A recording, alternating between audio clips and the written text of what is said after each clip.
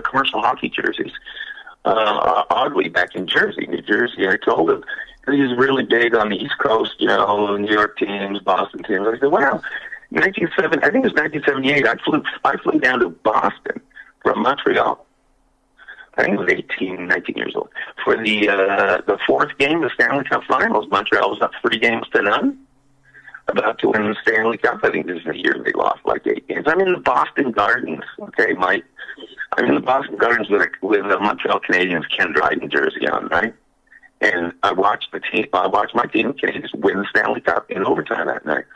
The Boston people, seriously, were the nicest people in the world through the whole game. But when I was walking out of the Garden, the Boston Garden, I was walking out, and I heard from behind me, I heard, Dryden sucks. And I turned, and it was the time when I used to drink a beer or two, in the old days, a beer or two. And I get this guy, this Boston guy, comes up right beside me. I'm standing there with my beer in my hand, and he hits the beer out of my hand, right onto the ground. And I mean, this is a crowd of people leaving the garden. And I looked down at my beer, and Mike, this guy drilled me. I mean, the uppercut to the jaw. Over a hockey game?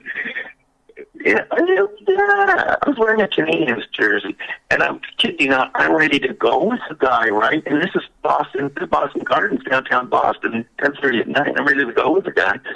And the gal I was with, I said, Greg, we're in the Boston Garden. You're not going to start, and you're wearing a Canadiens jersey, you're not going to start a fight here, are you? So, it was tough times. It was my first experience with a tough American city, seriously. But I've told that story a couple of times, man. He almost dropped me, Mike. So we've almost been dropped or beat up in all our lives, most guys that I know. Oh, yeah, I've taken my lumps.